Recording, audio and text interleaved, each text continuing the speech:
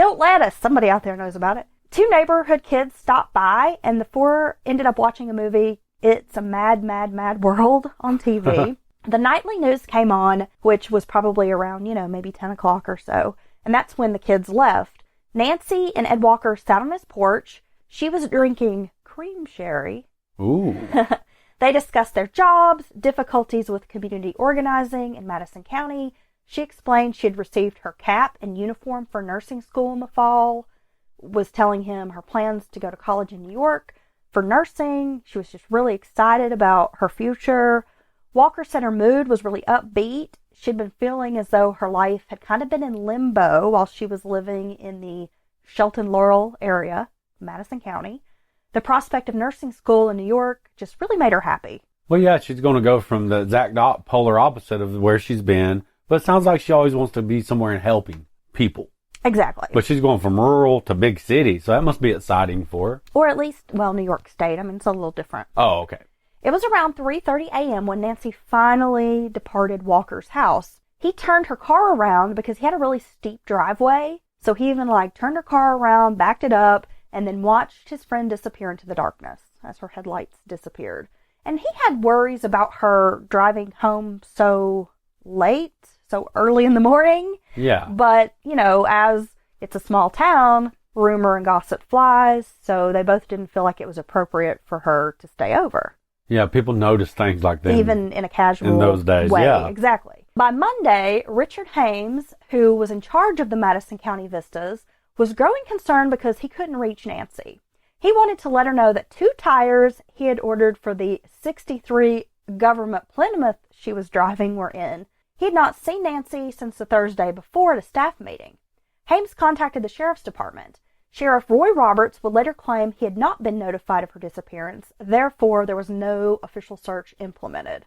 By Tuesday, friends in Shelton Laurel and the Sodom area were worried when word got around that no one had seen or heard from Nancy. People began searching the roads, believing Nancy may have wrecked along the treacherous routes around the mountains. I mean, many, as you mentioned, curvy roads. They're dirt roads. They're down in banks on the. You could literally go off these roads. It's happened in modern times, and people not know you wrecked. Exactly. Like you go down the embankment 40, 50, 60, 100 feet, and you're just off in a thicket, a laurel thicket, or down there in the woods, and nobody even knows it.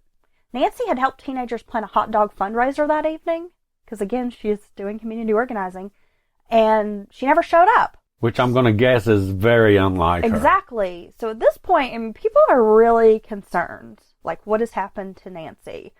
Nancy had been planning a 10-day trip that would take her around the country and to visit an old boyfriend. The big boss in Atlanta was more concerned about her missing car. He thought maybe she had decided to start her trip early and just didn't let anybody know. Right. He suggested the car might be at the airport. However, it was not in the parking lot, because Hames and Walker, they drove to the Asheville airport to see if they could find this car. They're really trying to exhaust every avenue as far as where she might be. On Wednesday morning, a man named Jimmy Lewis was driving from his home in Sodom, which is not far from the Shelton-Laurel community. About 9 a.m., he pulled over onto an old, pretty ragged logging road, unpaved. I mean, you can kind of imagine this is going to be a roughed out, rough-ass road, right? Oh, yeah. He pulls over just far enough where he can get some privacy because he had to go pee. I mean, hey, we've all been there. He noticed something that was it had once been a wagon trail, too, this road. So he notices something, and he's kind of checking it out. Between 2 towering oaks and poplar trees, he sees a gray car. Oh, well, that's weird. The wheels were sunk to the hubcaps in the mud. The car had knocked down saplings, on its route, where it was found. This area was sometimes known at night as a lover's lane. Lewis walked over to the car, and inside he made a gruesome discovery. Oh, God. Nancy was dead. Her naked body was hog-tied from behind in a kneeling position. Nancy's maroon shorts were covering her face. They were ripped in the crotch.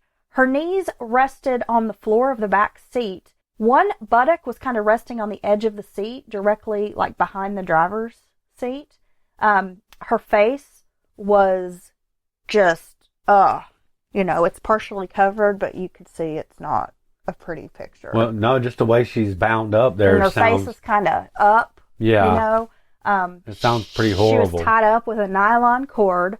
The medical examiner said the tension in the rope would have definitely strangled her if she tried to free herself or even straighten up her body. Oh, my God. Her bra and sandals were nearby in a pile. Her clothes had been torn off. The windows were closed and the doors were locked. So she's locked up in this car. Yeah, okay. She's not going to do that to herself. That's crazy. The body was taken to Memorial Mission Hospital for autopsy, where it was determined that Nancy suffered post-mortem sexual assaults. Oh, Jesus. Interestingly enough, this piece of property was owned by the sheriff. He had only months earlier sold it to the U.S. Forest Service. Okay. SBI agents in Asheville and Haywood County were called to Madison County immediately. The FBI was also called in. Now, the jurisdiction is going to end up being a kind of a touchy issue because it's federal land. Sheriff Roberts took the case, and from what I gather, the other agencies kind of let him take the lead. Well, that's amazing. And they were like, hey, we're available. We're a resource. Feel free to use us. We want to help you, but they didn't really want to step on toes. Well, that's amazing when you got the SBI, the State Bureau of Investigation, and the Federal Bureau. They're always wanting to have pissing contests. Well, this is the early 70s, too. I mean, you've got to realize this is still kind of fresh to have maybe these officers and agents around, and they were so spread out. I mean, they only had one agent in Asheville, and the other agent for Western North Carolina was in Haywood County. That's true. So you had like 2 SBI agents for the 16 most western counties. Yeah, okay. Well, yeah, I guess maybe those pissing contests hadn't been outlined so much so back then. Well, it seems like, yeah, you're right. After Nancy's death, details of her life were flashed before the public. This is where we're going to get into this court of public opinion. Why? This poor girl. Oh, my God. I mean, to find her like that and to imagine what her last moments, hours on this earth were like. Why in the hell? Who deserves that? I mean, really? Oh, my God. I'm already mad. I'm sorry. Her landlady discussed finding Kentucky bourbon, white lightning. Oh, my God. In Nancy's cabinet, as well as beer cans in the trash. Good God. A paperback called Sexual Deviance was discovered among her personal items in her cabin. I bet they couldn't quit talking about that. A pair of black panties with red lace were discovered. Late in Nancy's college career, she had had an affair with a married professor, gotten pregnant, and had an abortion. She was fairly open about telling the story. Word had spread around Madison County about this abortion. Because, you know, Nancy's dealing with a lot of teenage girls. She would openly suggest, well, you know, you could always get on birth control pills, which was still kind of a thing in these very conservative areas, like, ooh, that's a sin. And tell these girls, like, you don't have to be a teenage mother. There are options. Or you don't have to be connected to this man if you don't like him. Right. Or if you're not going to have help with the baby. So that was some juicy tea, as our girls would say. Well, just being more liberal back then and a young lady who kind of, you know, like you described her, presenting herself, you know, with her chin up and probably didn't take any guff off anyone. So, yeah, these are strikes against her in public opinion already. It seemed that people in the community were trying to justify Nancy's murder. I found an editorial that was written in the local paper calling her death Mountain Justice and noting that immoral outlanders were often taken care of by the local people. Holy shit, they used the word outlander? Yes. Immoral outlander? Outlander! Outlander! Makes me think of Children of the Corn. Oh my God. And they printed that bullshit? They did. Okay. While in the Vista program, though there were strict rules about dating, Nancy had gone out with a man she later found out was married. That was a local. Well, that's on the dude. Madison County. Yeah, but come on. You know it's her fault. Nancy's flirty nature gave people the wrong impression about her, and even before she was murdered, a lot of the local men called her a teaser. Yeah, they probably went home and thought about her, because their old prude-ass wives in there, they're making some sorry-ass kilt lettuce they don't like. An incident at a square dance came up about how Nancy was allegedly drinking beer. She sat on a young man's lap who himself had a pretty unsavory reputation about town. She was tipsy, flirty. Oh my God. Nancy was definitely a liberated woman of the 60s, and the people of Madison County were incredibly conservative. Right. Had a very traditional, old-timey way of thinking. Right, and I say that was throughout the whole country, but even more intense in areas like Madison County. Oh, yeah. Yeah. We still have people who think that now. Yes. Ed Walker, her co-worker, was questioned by investigators. He told them the two shared a casual friendship, but never had a sexual relationship. He was informed that he was the prime suspect because he was the last person to see Nancy alive. Oh, thanks for that. At one point, he's given a polygraph test, which the FBI agent tells him he failed and showed that he had killed Nancy. The results of this test. Damn, they must have had the real polygraph back then. According to the FBI files, the test showed textbook signs of deception. Theories were presented that Nancy agreed to be tied up in a consensual sex game that had gone wrong. Perhaps even some sort of orgy scenario. Jesus. What the freaking hell, man? I mean, this is hard to even believe that they went this far with all of it. So Sheriff quickly. Roy Roberts told investigators he believed whatever happened to Nancy was consensual. Yeah, okay. Murder me. There were no signs of foul play. That's what he's saying. She's hog-tied, dead, in the back seat of a locked car. No, this is all what he's saying. Okay, I'm sorry. Okay.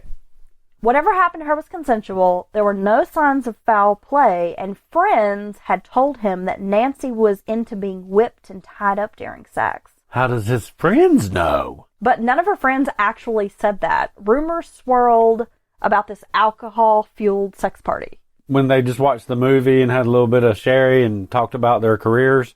Yeah. Okay. Earl Morgan, Nancy's father, told investigators that he thought his daughter's death was the Klan or maybe like a white supremacy group. He believed Nancy was targeted for her pro-civil rights support in this area, which had, probably made her some enemies. Well, that's more plausible than this other bullshit I'm hearing. Okay, here's where the story starts to get a little complicated. Okay. I'm going to try to break this down for you. All right. E.Y. Ponder was the sheriff in exile. He was out of office for a term. He was ousted when Republicans and Reformed Democrats backed Roy Roberts. His brother, Zeno, was the chairman of the county Democrat Party. Oh. Many considered Ponder the real sheriff in town. Therefore, many tips about this crime, including Nancy's murder, were passed on to him first. Oh, okay. So he was like the filter, and he would kind of decide what he thought was important or not important, and if he wanted to pass on a tip or some information, he might do it. I mean, from what I gather, E.Y. Ponder and his brother Zeno kind of ran Madison County. I'm not going to say kind of ran it, they ran it. We kind of run Madison County. I love those names, though. Awesome names. I mean, Zeno Ponder? They definitely what up, dude? Had a lot of clout, a lot of influence in the county. Okay. Ponder had a huge network of informants throughout the county. He was known to selectively enforce rules and went light on good old boys in the community based on if he knew the family or he liked their politics. Hey, that still happens to this day in small towns. That's why you get so many of those stereotypes about small town sheriffs. Yeah. In the good old boys network. It happens. Roberts, that was in charge of this investigation, he would serve only one term, and then the torch was going to be passed back to E.Y. Ponder. Oh, so it's almost like they slipped up. He accidentally got in as far as most of it sounds like the community is concerned. But they won't put the Democrat back in? Yeah. Basically? That's interesting. Oh, wait. Well, but things were the dynamics were different. Everything was a little, you know what I mean? Republican, Democrat. Yeah, I mean this area was primarily a blue area for years and years. It's only been in like the last 15 or 20 years that Western North Carolina has made a shift to being red. Well, yeah, but I mean, even red and blue meant different things, different elements. I mean, you still had some of those old diehard Southern the Democrats Blue Dogs that were more like the Dixiecrats. Yeah, right. And the 60s kind of shifted the views and the identity politics of the Democrat Party. So it really doesn't change the dynamics. You got he's the good old boys, the sheriff, and his brother, they're like you said, running shit, even when he's not in office. So, okay. So he's the This is like the quintessential small town